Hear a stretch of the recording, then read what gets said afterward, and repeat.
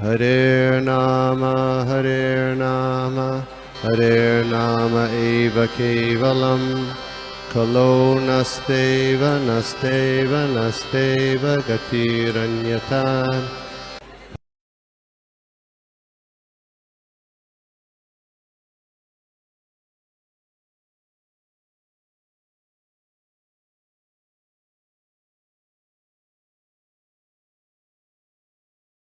हरे Krishna everyone, सभी को दंडवत प्रणाम और नरसिंहदेव चतुर्दशी की बहुत बहुत सारी शुभकामनाएं। आशा करते हैं कि आपका दिन बहुत ही कृष्णमय गया हो अब तक। और सबसे पहले तो आप सबको बहुत सारा धन्यवाद कि आप आए हैं। और गोपी मनोहर प्रभु और कुंजेश्वरी माता जी को भी बहुत सारा धन्यवाद कि उन्होंने मुझे ये सेवा का अवसर दिया, वो भी आज के इस दिन पर। और आप लोग ने टाइम भी एडजस्ट किया मेरे हिसाब से, सो thank you so much. I don't deserve this. Okay, तो हम ओपनिंग प्रेयर से स्टार्ट करते हैं। आज हम फर्स्ट आज जो ओकेजन है उस हिसाब से हमारी चर्चा होगी, डिस्कशन होगा। ओम अज्ञानतिमिरन्धस्य ज्ञानाञ्जनशलाकया चक्षुरुन्मीलितं येन तस्मै श्रीगुरुवे नमः।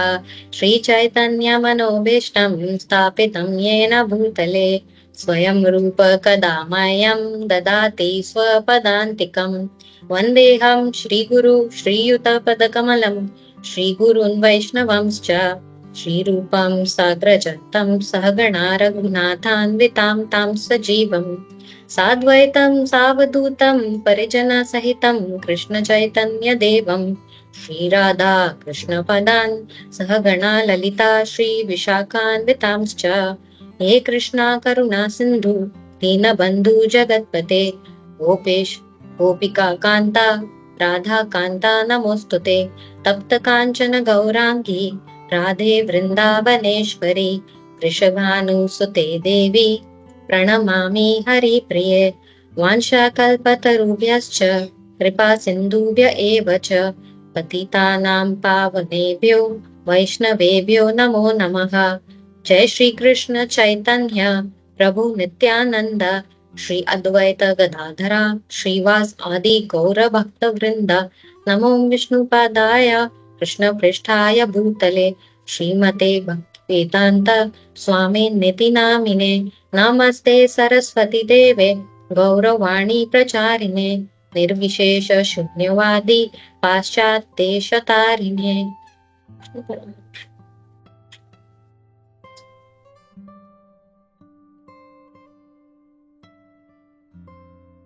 हरे कृष्णा कृष्ण कृष्णा हरे हरे, हरे राम राम राम हरे हरे। तो हम आज का जो पूरा सेशन है, अप्रोक्सीमेटली 45 मिनट्स है हमारे पास, उसको हम 10 कैटेगरीज में, 10 ब्रॉड कैटेगरीज में डिवाइड करेंगे। सो हम स्टार्ट करेंगे पहले इंट्रोडक्शन से, फिर हम जाएंगे आगे देखने के लिए कि हमें नरसिंहदेव को क्यों वर्शिप करना चाहिए, और फिर आगे के वहां से कंटिन्यूएशन में चलेंगे। ठीक है, तो आज जो है स्पेशल ओकेजन वो है appearance day of Narasimhadev, but at the same time वो डिसअपियरेंस डे भी है किसी का। किसका डिसअपियरेंस डे है? हिरण्यकशिपु जी, हिरण्यकशिपु का डिसअपियरेंस डे भी है आज। एंड आज एक ग्लोरिफिकेशन डे भी है, वो है किसका? प्रहलाद महाराज का ग्लोरिफिकेशन डे। तो हम ये 3 टॉपिक्स पे डिटेल में डिस्कस करेंगे। यानी कि नरसिंहदेव का अपीयरेंस डे है तो नरसिंहदेव के बारे में डिस्कशन होगा, डिसअपियरेंस डे ऑफ हिरण्यकशिपु है तो उसके बारे में भी करेंगे, और glorification day of Prahlad Maharaj है तो प्रहलाद महाराज के बारे में भी कुछ चर्चा करेंगे। और ये जो पूरा पास टाइम है प्रहलाद नरसिंहदेव की जो लीला है वो श्रीमद् भागवतम के 7वें स्कंद में दर्शाई गई है। समय की पाबंदी की वजह से हम इस पूरी लीला को वापस से नहीं बोलेंगे, पर हम कुछ पार्ट्स टच करेंगे जब हम डिस्कस करते कि हमें इसमें से क्या सीख, इस लीला में से क्या सीख मिलती है। एक इम्पोर्टेंट बात पे आपका ध्यान केंद्रित करना चाहूंगी कि पूरे श्रीमद् भागवतम में जो सबसे बड़ा स्कंद है, ऑफ कोर्स वो 10वां स्कंद है, और वो पूरा का पूरा 10वां स्कंद भगवान श्री कृष्ण के ऊपर है।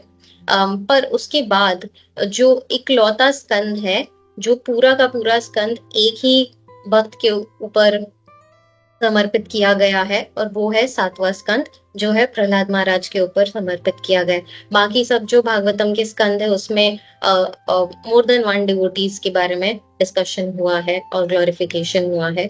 तो इससे हमें पता चलता है कि ये कितना ज्यादा इम्पोर्टेंट लीला है, और प्रहलाद महाराज की ग्लोरिफिकेशन पता चलती है इससे।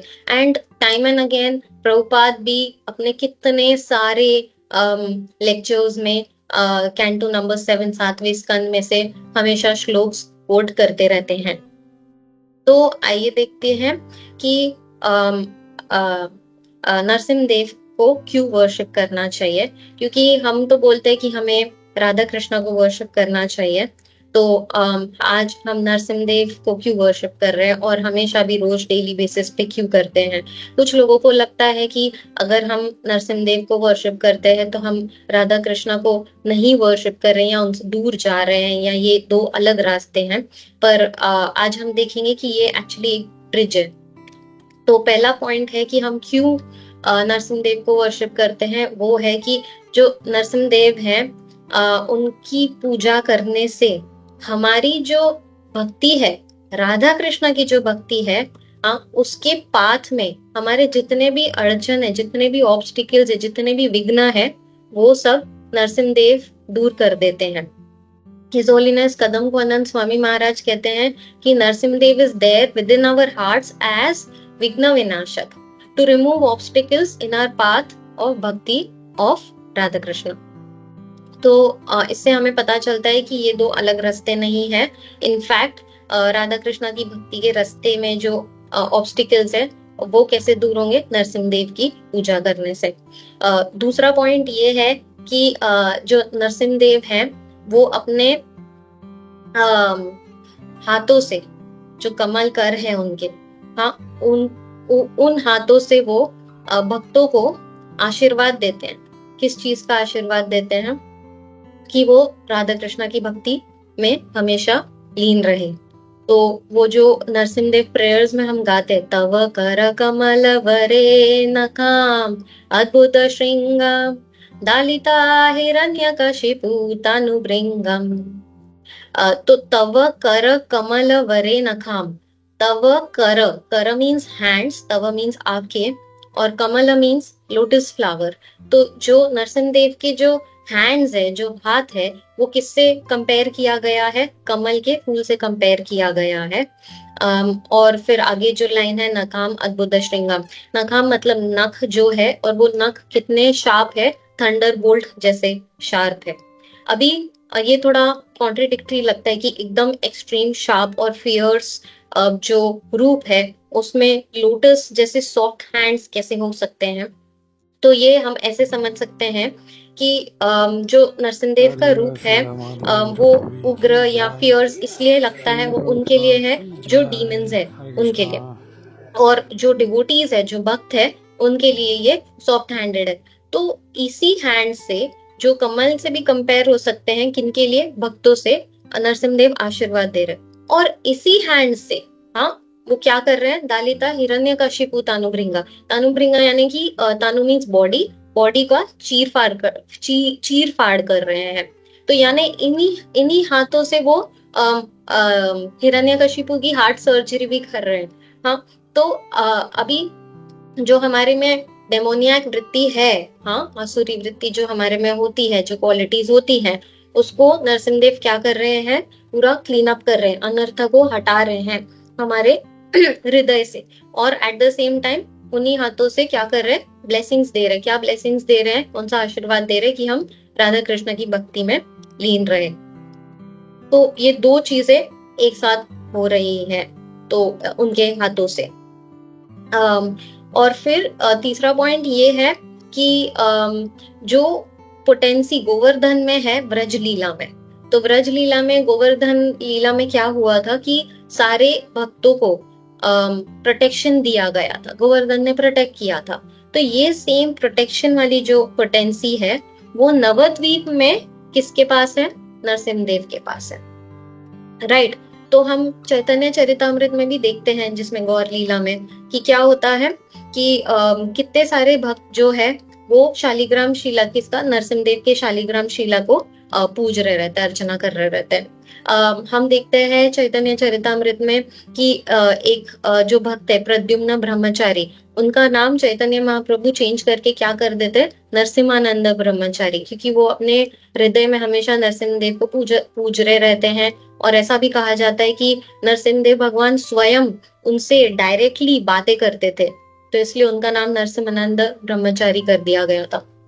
फिर हमने चैतन्य चरितामृत के में देखा है कि चैतन्य महाप्रभु जो है वो क्या है? वो जगन्नाथ और नरसिम्हदेव दोनों से अभिन्न है, ऐसा भी बताया गया है। और फिर और एक जगह पे ये कोट किया गया था चैतन्य चरितामृत के आदि लीला में, 17.92 का श्लोक है। In the mood of Lord Narsimhadev, Lord Chaitanya ran through the city streets, club in hand, ready to kill all the atheists. तो चैतन्य महाप्रभु, इससे हमें पता चलता है वो खुद नरसिम्हदेव का मूड ले रहे हैं।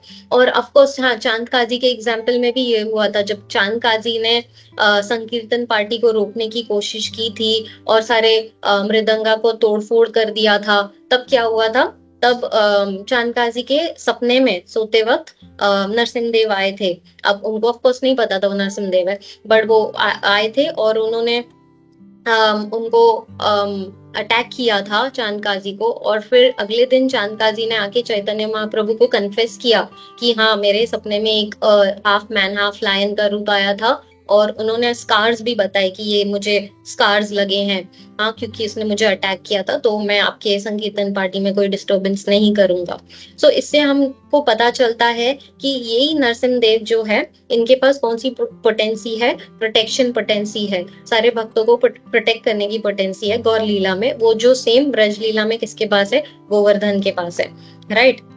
और फिर अगर एक नेक्स्ट पॉइंट ये है कि अगर एक जंगल है, जंगल में एक पागल हाथी है, ठीक है, अगर उस पागल हाथी को मारना है तो कौन सा जानवर उस पागल हाथी को मार सकता है? वो है शेर। शेर मार सकता है एक पागल हाथी को।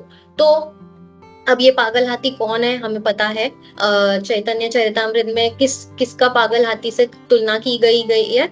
वैष्णव अपराध का। तो हमारे जो अपराध है, चाहे वो वैष्णव अपराध हो, हाँ, नाम अपराध हो, धाम अपराध हो, सेवा अपराध हो, ये सारे जो है वो पागल हाथी के बराबर है। हाँ, वो हमारे भक्ति लता को क्या कर रहे हैं? पूरा तहस नहस कर दे रहे हैं, राइट। तो उस पागल हाथी को कौन मार सकता है? वो है नरसिम्हदेव, जो है लायन, एक ट्रांसेंडेंटल लायन है।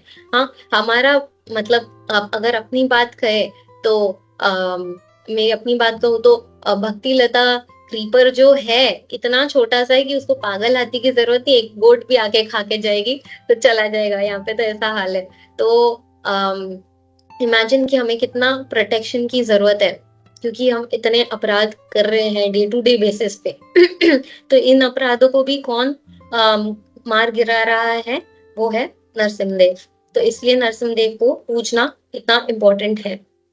तो अगर हम इस सब की समरी बनाएंगे, ये सारे पॉइंट्स जो अभी 4 पॉइंट्स हमने डिस्कस किए, तो पहला पॉइंट था कि नरसिम्हदेव हमारे भक्ति के मार्ग में से सारे ऑब्स्टिकल्स हटाते हैं।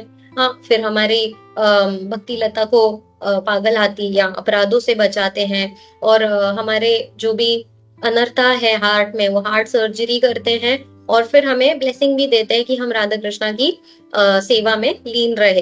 तो ये क्या हो रहा है? तो ये जो फर्स्ट 3 पॉइंट्स है वो हमारे को एक्चुअली प्योरिफिकेशन हो रहा है यहाँ पे, राइट। तो नरसिम्हदेव की पूजा करने से हमें प्योरिफिकेशन हो रहा है, और फिर उस प्योरिफिकेशन की वजह से हमें क्या मिलता है? हमें व्रज लीला में जाने की एलिजिबिलिटी मिलती है, एलिजिबिलिटी, ठीक है। तो अब हम देखते भी है रियल लाइफ में भी, सबसे पहले जब हम इस्कॉन ज्वाइन करते हैं, यहाँ एक छोटा सा बच्चा क्यों ना हो, तो कौन सी आरती सबसे इजीएस्ट पहले लर्न कर लेता है? Narasimhadev aarti, right. So that is a way to entering finally Radha Krishna pastimes, जो हमारा गोल है ultimately going back to our original constitution, Radha Krishna के सर्वेंट्स जो है हम, वो उसको रियलाइज करने के।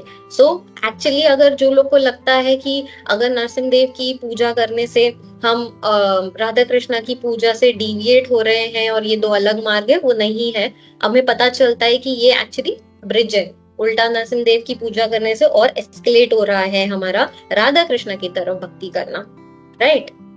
तो ये था अपीयरेंस डे ऑफ नरसिंहदेव, तो नरसिंहदेव के बारे में।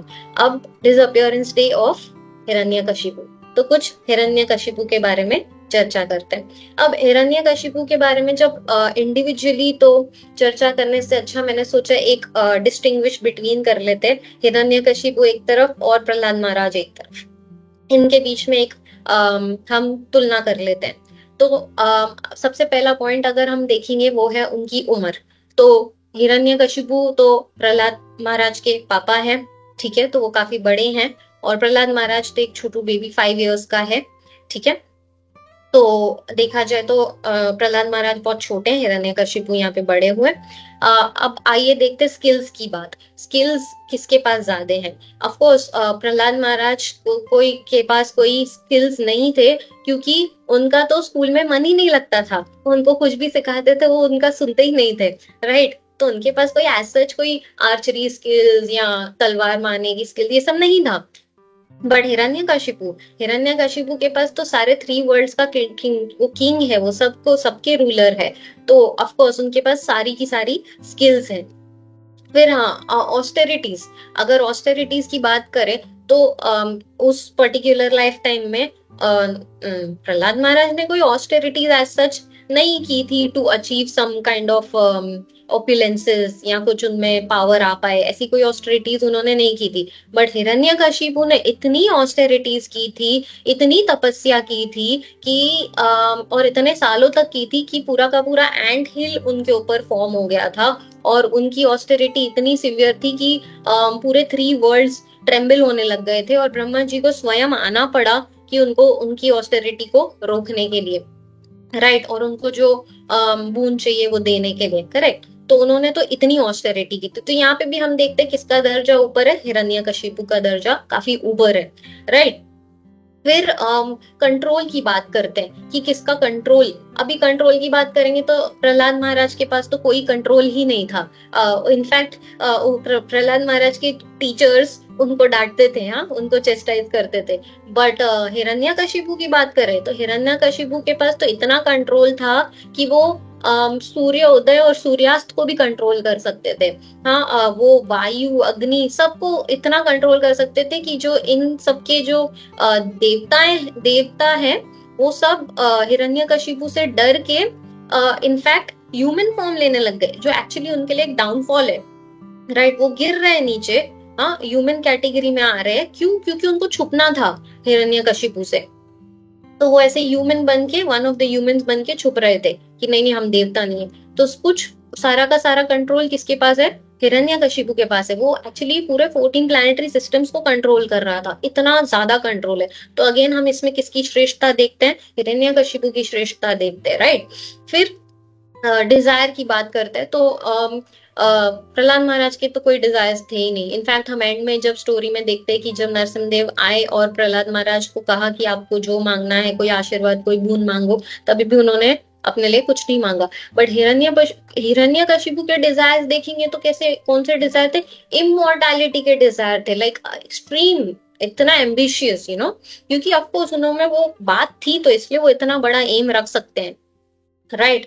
और फिर रिप्रेजेंटेशन, तो देखते हैं कि प्रहलाद महाराज तो जो थे वो किसको रिप्रेजेंट कर रहे हैं यहाँ पे, एक प्योर डिवोटी को रिप्रेजेंट कर रहे हैं। वेराज हिरण्यकशिपु किसको रिप्रेजेंट कर रहे हैं, वो फॉल्स ईगो को रिप्रेजेंट कर रहे हैं। तो जब वो बूंद मांगते हैं कि ना अंदर ना बाहर, ना ना ना सुबह में, ना दिन में, ना रात में, ना पानी के अंदर, ये सब जो भी जितना भी प्लेसेस, टाइम, ये सब जो बोला गया है उस पूरे उस पूरे बून में, उस पूरे बेनेडिक्शन में जो ब्रह्मा जी ने हिरण्यकशिपु को दिया था, तो वो हमारा फॉल्स ईगो रिप्रेजेंट करता है कि ये सारे जगहों पे और ये सारे टाइम पे हमारा फॉल्स ईगो है ही है, right? So that is the representation.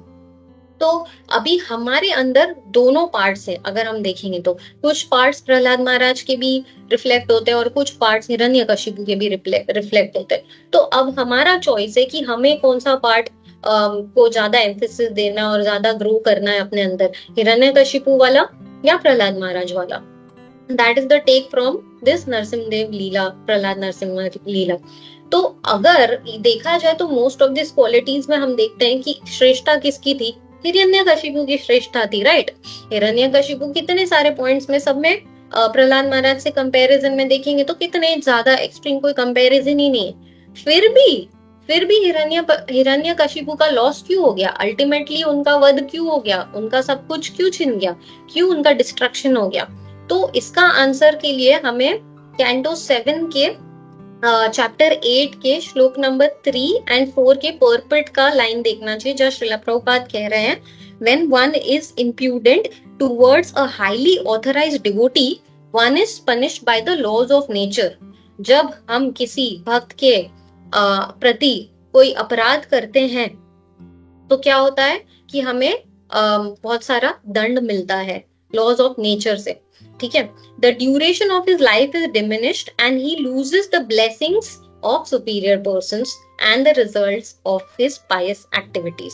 तो अगर हमने किसी उच्च भक्त के प्रति अपराध किया तो क्या होगा कि हमारी जो आयु है वो भी कम हो जाएगी और हमारे पास जो पहले से ऑलरेडी जो ब्लेसिंग्स है वो भी हमारे सब चले जाएंगे और हमारे जो सुकर्म है जिसका फल हमें मिलने वाला है वो भी सब चला जाएगा।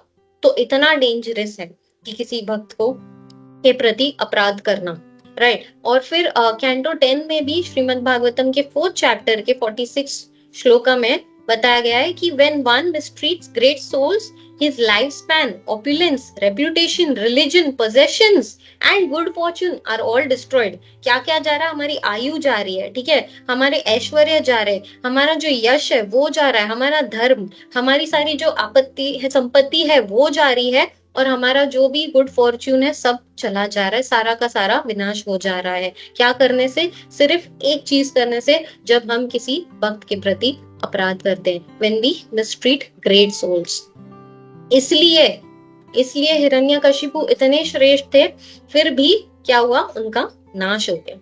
पर अभी देखा जाए तो प्रहलाद महाराज में ऐसी कौन सी क्वालिटी थी, ऐसी कौन सी +1 था उनके पास, ऐसी कौन सी स्किल थी? हमने देखा सब कुछ तो हिरण्यकशिपु है, तो वो क्यों इतना जीत गए इस पूरे स्टोरी में और वो उनका क्यों इतना ग्लोरिफिकेशन हो रहा है? तो ऐसा क्या था उनके पास जो उनको ये प्रहलाद महाराज को इतना यूनिक बनाता है कि एक पूरा कैंटो उनके ऊपर दे दिया गया है? तो ऐसा क्या था प्रहलाद महाराज के पास? तो वो है गुरु तत्व। अब गुरु तत्व क्या है इसके एग्जाम्पल से समझेंगे। प्रहलाद महाराज ने जो भी सीखा था, कहाँ से सीखा था? नारद मुनि से सीखा था। और नारद मुनि से कहाँ सीखा था? जब वो अभी तक पैदा भी नहीं हुए थे, अभी तक अपने मम्मी के वूम में थे, तब उन्होंने वो सारे इंस्ट्रक्शंस नारद मुनि के श्रवणम किए थे। देखा जाए तो प्रहलाद महाराज के पास कोई एक्चुअली डायरेक्ट एसोसिएशन भी नहीं था अपने स्पिरिचुअल मास्टर नारद मुनि के साथ, राइट? फिर भी श्रवणम की वजह से, हाँ, केवल तो क्या हुआ? उन्होंने सारा कुछ सीख लिया और उनका इतना आज ग्लोरिफिकेशन हो रहा है। तो गुरु का इम्पोर्टेंस इतना है कि अगर हम एग्जाम्पल लें कि अगर एक हम कुकिंग कर रहे हैं, ठीक है? तो जब कुकिंग करते हैं तो फायर ऑन करते हैं गैस का।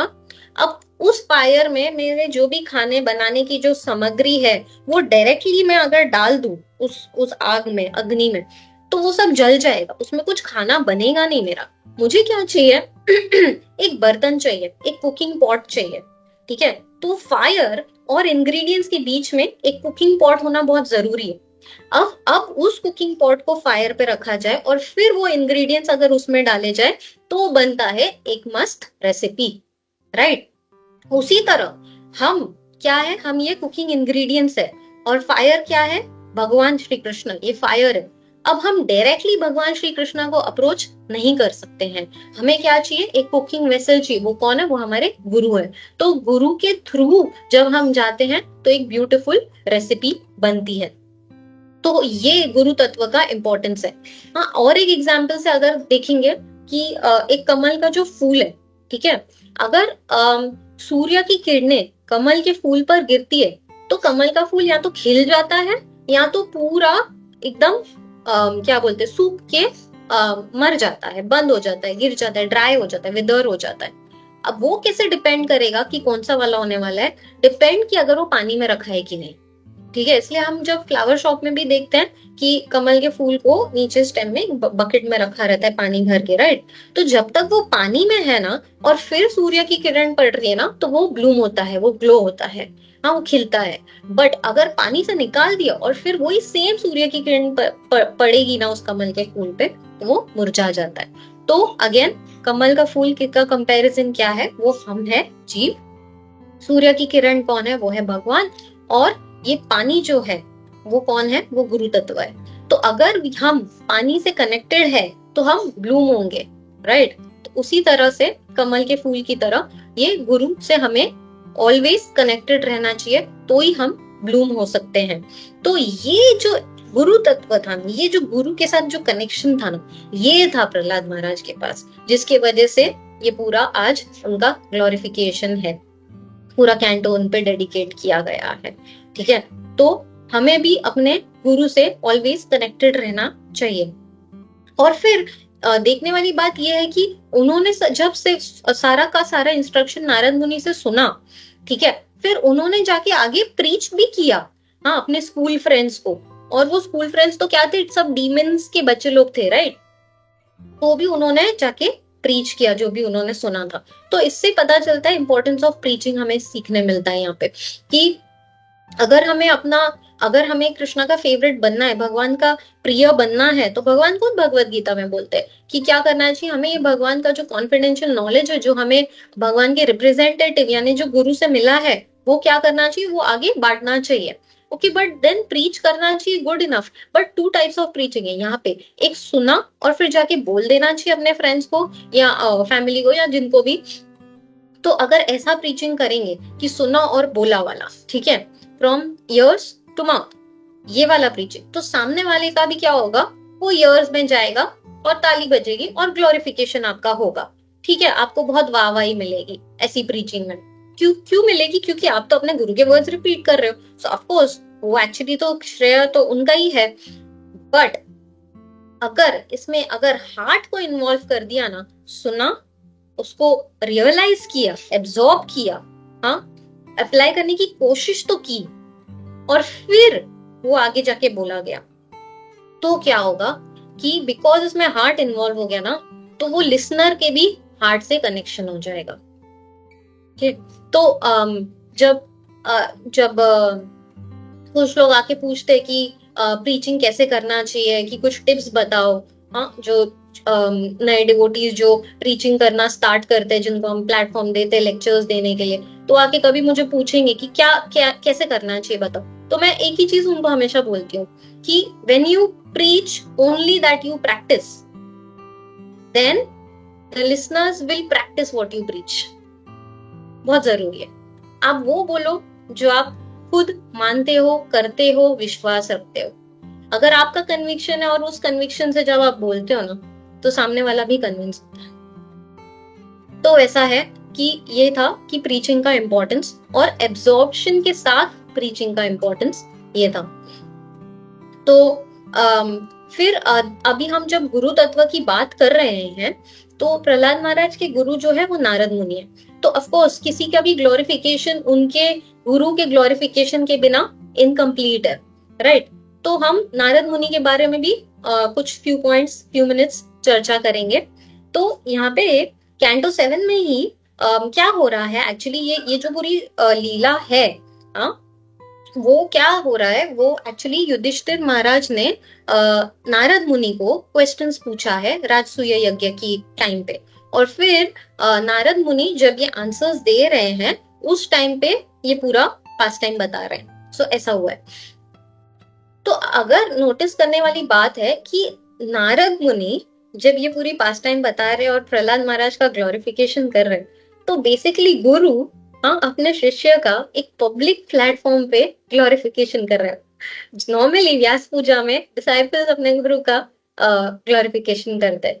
सो इमेजिन कि मतलब वो प्रहलाद महाराज क्या डिवोटी है कि वो लाइक उनके गुरु लाइक अपना जीवन का एब्सोल्यूट कंप्लीट फुलफिलमेंट तो तब है कि जब यार हमारे गुरु ने हमको एक्नॉलेज कर दिया या गुड जॉब बोल दिया, बस और क्या चाहिए, फिर बाकी कुछ नहीं चाहिए।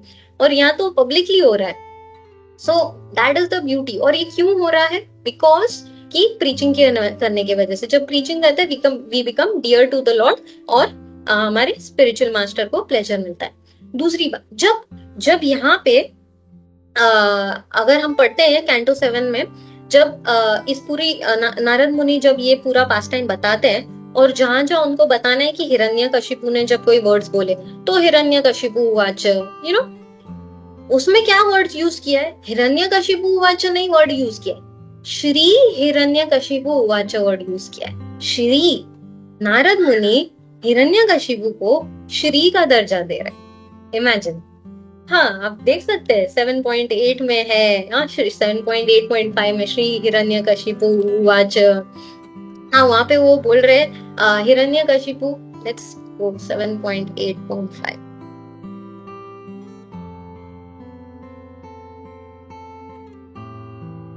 हे दुर्विनीता मंदात्मन कुल भेद कराधम स्तब्धम मच्चाशनोद्वित्रम नेशेत्वाद्ययमक्षयम्।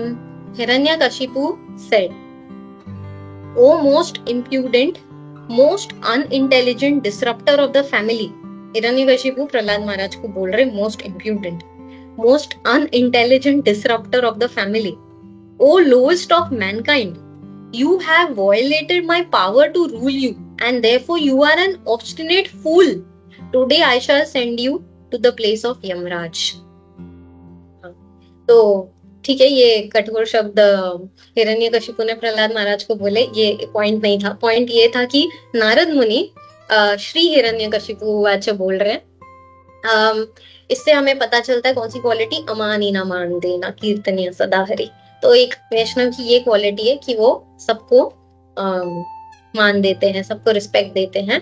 एंड हैविंग सेड दैट, एक इंपॉर्टेंट बात है कि not to forget Hiranyakashipu actually कौन है? Jay Vijay, right, which is an associate of the lord, servant of the lord, gatekeepers of the lord. तो वो नहीं भूल सकते कि एक्चुअली वो ग्रेट डिवोटीज है। हाँ, भले इस रोल प्ले में वो डीमन है, तो उस हिसाब से तो उनका श्री बनता भी है, राइट। हाँ, और इससे हमें क्या पता चलता है कि अभी इस रोल प्ले में हमारे आजू बाजू सो कॉल्ड डिमोनियन हमको दिख रहा होगा, बट हमें पता नहीं पास्ट क्या है, and eight the same time हमें पता नहीं फ्यूचर क्या है। अभी लग रहा है कि हाँ ये कोई भक्ति नहीं कर रहे हैं। सो दैट इज व्हाई वो नॉन डिवोटी टर्म कभी मेरे को समझ में ही नहीं आता है, बिकॉज आज इसमें भक्ति के लक्षण नहीं दिख रहे। ऑफकोर्स अंदर तो सबके है ही, ममे वांशो जीवलोके, सब तो पार्ट एंड पार्सल है ही। सो इन फ्यूचर हमने कितनी बार ऐसा देखा है कि हम कभी किसी को ऐसा बोल देते और फिर जैसे ही कृष्णा कॉन्शियसनेस के एक्सपोजर टच में आता है, इमीडिएटली क्या हो जाता है, वो एक्सट्रीम एडवांस डिवोटी इतना आगे चला जाता है और फिर हमें लगता है अरे यार हमने क्या कर लिया, यू नो, फिर रिग्रेट होता है। सो वेरी इंपॉर्टेंट कि हम सबको बहुत अच्छे से ट्रीट करें। और जो हमने देखा था प्रीवियस श्लोका में कि जहाँ पे किसी को मिसट्रीट, ग्रेट सोल को मिसट्रीट करने से हमारे सारे ओपुलेंसेस, ये वो सारी चीजें चले जाती है, वो सबके लिए एप्लीकेबल होना चाहिए। ग्रेट सोल, हर एक इंसान ग्रेट सोल है क्योंकि वो पार्ट ऑफ द ग्रेटेस्ट है, राइट। हाँ, so everybody deserves that respect except myself, of course. हाँ, फिर प्रहलाद महाराज की क्वालिटीज पे आते हैं, क्योंकि अभी हमने नरसिंहदेव का वर्शिप देख लिया, हिरण्यकशिपु के बारे में डिस्कशन हो गया। अब आते हैं few points on Prahlad Maharaj की क्वालिटीज। तो क्योंकि glorification day of Prahlad Maharaj है, तो of course the first quality of Prahlad Maharaj कोई बच्चा भी बता देगा, सबसे टॉप मोस्ट क्वालिटी क्या है? फियरलेसनेस। हाँ, कि प्रहलाद महाराज एब्सोल्युटली फियरलेस है, एक आयोटा ऑफ फियर नहीं है उनमें। तो हमने पिछले क्लासेस में भी डिस्कस किया था faith is the absence of fear. जितना आपका फेथ होगा उतना कम फियर होगा, and faith and fear are inversely proportional. ठीक है, तो यहाँ पे प्रहलाद महाराज को कोई फियर नहीं है, जस्ट नो फियर। क्यों? क्योंकि उनका फेथ इतना अमेजिंग लेवल पे, अनफ्लिंचिंग फेथ है कि उनको सब जगह ही भगवान दिखाई दे रहे हैं। उनको पता है कि मेरे साथ जो भी हो रहा है वो भगवान कर रहे हैं। हाँ, मैं कुछ भी करूं, मैं ऊपर माउंटेन से भी गिर जाऊं तो भगवान बचा लेंगे। ठीक है, स्नेक्स के बीच में डाल दिया तो भी भगवान बचा लेंगे, जो भी हो वो भगवान कर लेंगे। ठीक है, और सिर्फ बचा लेंगे ये फेथ नहीं था कि आइदर वेज बचाए चाहे नहीं बचाए, हाँ एकदम एकदम निश्चिंत थे, कोई फर्क नहीं पड़ता। तो यहाँ पे हिज होलीनेस भक्ति चारू स्वामी महाराज का एक अमेजिंग एग्जाम्पल, एनोलॉजी आता है कि जब एक पापा रहते वो अपने बच्चे को ऐसे हवा में उछालते और फिर पकड़ लेते, उछालते पकड़ लेते ना, वो वाली गेम जब होती है, तो वो बच्चा स्टार्टिंग में थोड़ा डरता है, बट बाद में उसको पकड़ लेते हैं तो उसको मजा आने लग जाता है धीरे धीरे, क्योंकि बच्चे को वो फेथ आ गया है पापा पे कि ये मुझे उतना ही उछालेंगे, दो चीज की, एक उतना ही उछालेंगे कि जितना मैं वो बच्चा जितना वो टॉलरेट जा सकता है, जहां वो सेफ रहेगा उतना ही उछालेंगे, और दूसरा जितना भी उछालेंगे वो पकड़ लेंगे। दो चीज की गारंटी है। फिर धीरे धीरे वो और ऊंचा करने लग जाता है, लेवल बढ़ाते, राइट। तो सिमिलरली भगवान को भी पता है कि हमारा जितना लेवल है ना, वो उतना ही हमें उछालेंगे, उतने ही एडवेंचर्स और उतने ही चैलेंजेस हमारे लाइफ में आएंगे। एंड जो भी आए वो हमें पकड़ लेंगे। भले हमको अपना फेथ नहीं है कि हम कितना ऊपर जा सकते हैं, पर वो भगवान टॉस करेंगे और पकड़ लेंगे हमेशा हमेशा। तो ये फेथ हमेशा होना चाहिए। तो जब भी लाइफ में कोई एडवेंचरस चीजें आ रही, मैं चैलेंजेस नहीं वर्ड यूज करती, एडवेंचर वर्ड यूज करती हूँ, क्योंकि हाँ वैसे भी रोल प्ले है। हाँ, तो फिर जब भी लाइफ में ऐसे एडवेंचर्स आते हैं तो क्या मान लेना चाहिए कि हाँ भगवान है, वो पकड़ लेंगे और वो उछाल रहे। ठीक है, अब क्या होता है जब ऐसा थोड़ी 4 5 6 8 बार करने के बाद बच्चे को जब साइड में रख देते हैं या पकड़ लेते, फिर और बार नहीं उछालते, थोड़ी देर ब्रेक लेते पापा, तो बच्चा अपना पैर हिलाने लग जाता है कि और चाहिए और चाहिए, अरे मुझे उछालो, राइट। तो that comes to the point कि we need to come to that level where we are like कि अभी एडवेंचर नहीं हो रहा है, बोर हो रहा है, कि कुछ करना है नहीं करना है, कुछ चैलेंजिंग, थोड़ा लेवल इंक्रीज होता है, विच इज बेसिकली कुंती महारानी का केस, जहाँ पे वो भगवान को बोलती कि मेरे लाइफ में चैलेंजेस आते रहे ताकि मैं आपको याद करते रहूं, राइट। तो हमें वो सरेंडर्ड बच्चा बनना है। और भी बहुत बच्चों वाले एग्जाम्पल है फेथ वाले, वो अभी टाइम की कमी है तो नेक्स्ट टाइम कभी डिस्कस कर लेंगे। हाँ, तो हमें बस वो सरेंडर्ड चाइल्ड बनना है। तो हमें वो अनफ्लिंचिंग फेथ होना चाहिए कि जो भी हमारे आजू बाजू हो रहा है वो किसकी वजह से हो रहा है, वो भगवान की वजह से हो रहा है, हम भगवान के हाथ में सेफ है।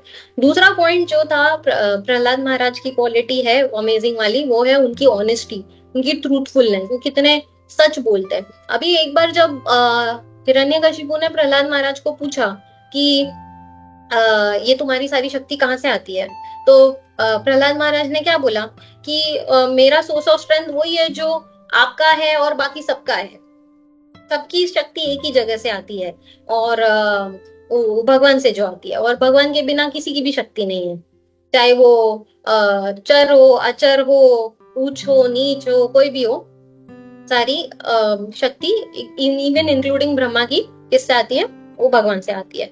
तो उन्होंने एकदम ट्रू आंसर दे दिया। ठीक है, वो इंस्पाइट ऑफ उनको पता है कि उनके साथ क्या होने वाला है ये आंसर सुनने के बाद।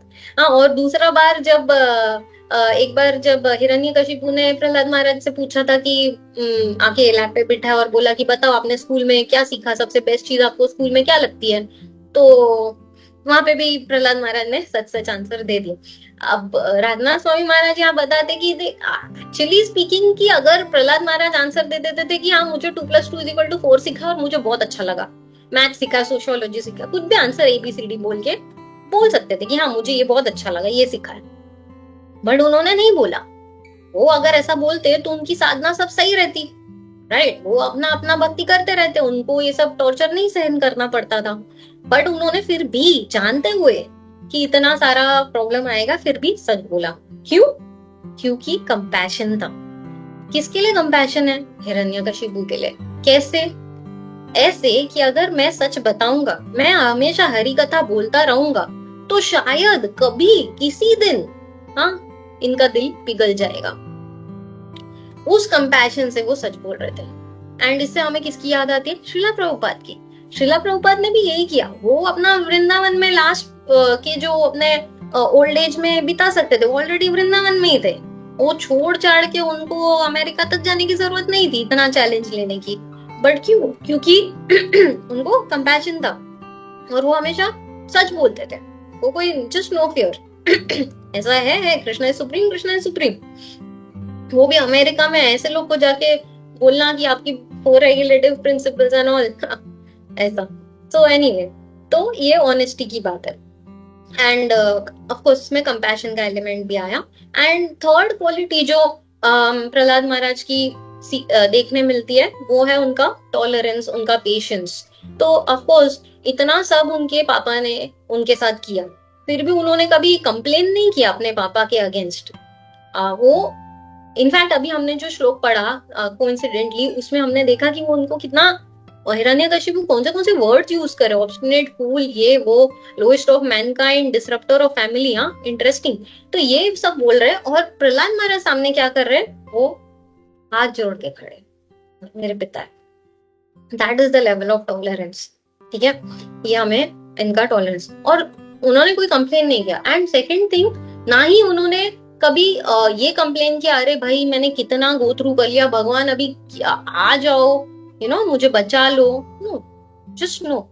और इससे मेरा पर्सनली देखने मिलता, थोड़ा कुछ होता है यार, इतना बोल दिया मुझे, इतनी ये हो गया, वो हो गया, मेरे साथ इतना बड़ा हो गया, हमेशा क्रिबिंग क्रिबिंग क्रिबिंग क्राइम। हाँ, अभी फिर ऐसे एकदम इम्पेशेंट हो जाते कभी, फिर वो गाना है भगवान है कहाँ रे तू, ऐसे हो जाते, बस अभी बस हो गया, जस्ट दुखाले से एकदम, कहाँ है भाई भगवान, कहाँ है, ऐसे। नो, वो भगवान हमने मालूम है कि वो अपनी स्व इच्छा से आते हैं, अपनी कॉस्टलेस मर्सी से आते हैं, कोई उनको फोर्स नहीं कर सकता है। तो जब उनको आना है वो आएंगे। तो सिमिलरली हमें कोई राइट भी नहीं है पहली बात, और हमें वो पेशेंस रखना चाहिए और वो फेथ भी रखना चाहिए कि हाँ आएंगे। तो that brings me to the point कि इस पूरे प्रहलाद नरसिम्हा लीला से हमें ये पता चलता है कि अगर हमारा फेथ है ना कि भगवान आएंगे, हाँ भगवान हमें प्रोटेक्ट करेंगे, तो चाहे हमारा भक्ति लता छोटू सा क्यों ना हो, छोटू रिप्रेजेंट्स 5 year old छोटू प्रहलाद महाराज, छोटू सा क्यों ना हो, फिर भी हमें प्रोटेक्शन दिया जाएगा। तो मुझे व्हाट्सएप पे एक माता जी ने श्लोक भेजा था, मुझे वो सोर्स तो पता नहीं कि ये श्लोक कौन से बुक का है, बट बहुत अच्छा श्लोक है। उसमें बताया गया है, यदि वतादि दोषेन मद भक्त माम न च स्मरणेत अहम स्मरणम मद भक्त नयनी परम गतिम। If my devotee is unable to remember me at the time of his death because of disturbance of body, I shall remember my devotee and take him back to my supreme abode। ये अगर भक्त मुझे नहीं याद कर सकता है अपना देह छोड़ते वक्त, क्योंकि वो देह के कष्ट में उलझा हुआ है, तो भगवान कहते हैं मैं उसे याद करूंगा और उसे अपने घर में लेके जाऊंगा। और क्या ही राइट। तो ऐसा फेथ हमें होना चाहिए। फेथ इनफैक्ट फेथ का तो इतना है कि अगर चैतन्य चरितामृत में बताया गया, आई थिंक भागवतम में भी है कि फेथ के लेवल्स पे डिपेंड करता है कि कनिष्ठ अधिकारी है या मध्यम अधिकारी है या उत्तम अधिकारी है। इट डजंट मैटर कि मैंने कितना साल कृष्णा कॉन्शियसनेस में मैं हूँ, लाइक, और या मैंने कितनी सेवाएं की है, या मैंने कितनी पोस्ट होल्ड की है, या मैंने कितनी यात्राएं की है। उससे नहीं डिपेंड करता है कि कनिष्ठ है कि मध्यम या उत्तम अधिकारी है। सिर्फ और सिर्फ किससे डिपेंड करता है, फेथ के ऊपर डिपेंड करता है। टाइम शॉर्टेज है, we will not discuss on 3 levels moving forward. तो फिर लास्ट फ्यू क्लोजिंग पॉइंट्स, इस पूरी लीला से और कौन सा टेक होम पॉइंट है, तो हिज होलीनेस जयपताका स्वामी महाराज हमें कुछ इंस्ट्रक्शंस दे रहे हैं आज के दिन पे। इस पूरी लीला से हमें क्या सीखना चाहिए और क्या करना चाहिए, हमारे लिए क्या है, what is in it for me. तो वो बता रहे हैं कि अगर प्रहलाद महाराज जो एक डेमोनियाक फैमिली से थे खुद, और वो प्रीच भी किसको कर रहे थे, जो उसके फ्रेंड्स थे वो खुद भी सारे डेमोनियाक फैमिली से थे, तो इतना डिफिकल्ट सिचुएशन में अगर वो प्रीच कर सकते तो हम क्यों नहीं प्रीच कर सकते। तो वो जयपताका स्वामी गुरु महाराज हमें बता रहे कि हमें प्रीच करना चाहिए जैसे तैसे।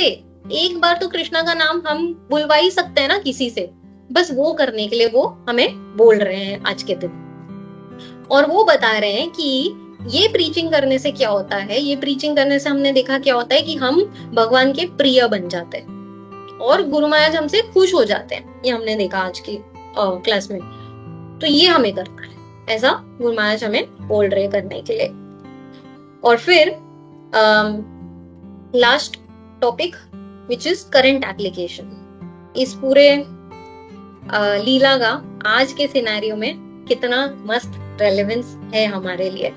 अभी हमें पता है कि ये वॉर वाला सिचुएशन चल रहा है, ठीक है। इसमें अगर हम फियरलेस हो जाते हैं, यानी कि फियरलेस मतलब क्या, फियर कम यानी फेथफुल। फियर एकदम लेस हो गया, फेथ एकदम फुल हो गया। एकदम पूरा का पूरा फेथ है कि भगवान हमें उछाल रहे, हम भगवान के हाथ में ही है, ठीक है। And being devotees and having access to this Bhagavad Gita and all this Prabhupada का नॉलेज, हमारे पास एक प्लस फैक्टर है बाकी लोगों से। क्या कि हमें पता है कि सोल इज इटर्नल।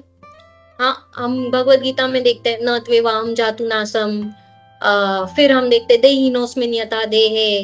तो हमें पता है कि ये सोल को ना कोई कट कर सकता है, नहीं मार सकता है, ये सब टेम्परेरी है। हाँ, सिर्फ बॉडी चेंज हो रहा है बट सोल तो सेम है।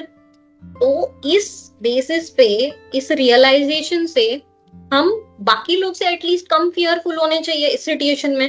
True, right.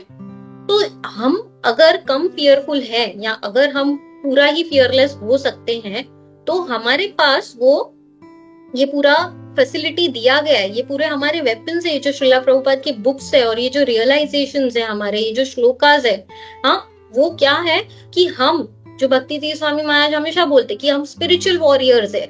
हम किसकी आर्मी में है? हम प्रभुपाद की आर्मी में है। तो हमें क्या करना चाहिए इस सिचुएशन में?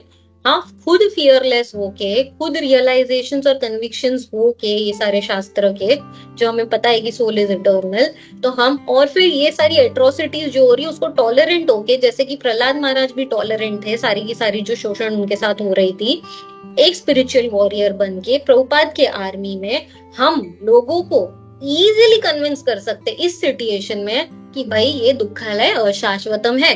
कितना डिफिकल्ट है इस सिचुएशन में समझाना, सबको दिख ही रहा है, राइट। और हम उनको बता सकते हैं कि इस जगत में जहाँ पद पद विपदम है, यहाँ से भाई निकलते हैं, और एक दूसरा जगत है जहाँ पे every step is a dance and every word is a song. चलो वहां चलते हैं, राइट। और अगर वो उतना कन्विंस नहीं कर सकते तो अपना जो कन्विक्शन है कि soul is eternal and body is temporary, at least उतना भी स्टेप 1 भी सिखा दिया जाए, डिपेंड्स कौन कितने लेवल पे, तो भी हमारे पास एक बहुत वंडरफुल अपॉर्चुनिटी है देखा जाए तो इस सिचुएशन में लोगों को कन्विंस करने की। हम प्रीच करने की कोशिश करते हैं, इस पूरे लेक्चर में हमने प्रीचिंग का इतना इंपॉर्टेंस सुना। ये हमको एक्चुअली प्लेटफॉर्म है कि हम इजीली लोगों, क्योंकि वल्नरेबल है, जहाँ वल्नरेबिलिटी है वहां प्रीचिंग का और अपॉर्चुनिटी है, राइट। तो हमें ये पूरे सिनेरियो में डरना नहीं है। इनफैक्ट हमें स्पिरिचुअल वॉरियर्स की तरह प्रभुपाद की आर्मी में, और जो प्रभुपाद ने हमको ये बुक्स और वेपन्स दिए हैं वो यूज करके लोगों को प्रीच करके उनकी भी एंजाइटी कम करनी चाहिए, ठीक है। हम 2 मिनट्स लेट हैं। There is a prayer by Srila Bhakti Siddhanta Saraswati Thakur. I think I just sent that prayer across. So just wanted to close with chanting that prayer. But shortage of time, we'll stop here. Hare Krishna. Thank you so much everybody. Thank you. Hare Krishna. ठीक है, तो वो छोटू सा prayer है, हम read कर लेते हैं। ये जो प्रेयर है वो श्रीला भक्ति सिद्धांत सरस्वती ठाकुर का प्रेयर है, नरसिम्हापल्ली में। वो प्रेयर ऐसा है: in my heart resides duplicity, in sincerity, desire for fame and the 6 enemies beginning with lust. I pray at the lotus feet of Lord Narasimha to purify my heart and give me desire to serve Krishna. Weeping, I beg to worship Radha and Krishna in Navadvip, free from obstacles. When will he be pleased and merciful to me?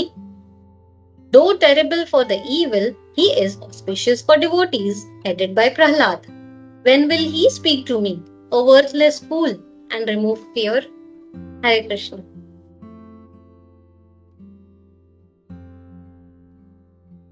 Thank you beta. Very nice session. बहुत अच्छे से connect किया कैसे सभी का जो characters था, हिरण्यकशिपु का, प्रहलाद महाराज का, टीचर्स, और वेरी नाइसली कनेक्ट कैसे गुरु भी जो है is an medium, very nice medium. Direct हम लोग भगवान को अप्रोच नहीं कर सकते। और वो जो फायर वाला जो एग्जांपल था, पॉट वाला, वाज रियली वेरी वंडरफुल, बहुत अच्छा लगा। सो आई एम श्योर किसी का क्वेश्चन नहीं होगा, but still if someone has some doubts, some questions, some additional points, you can please share. Start raising your hands. Hare Krishna.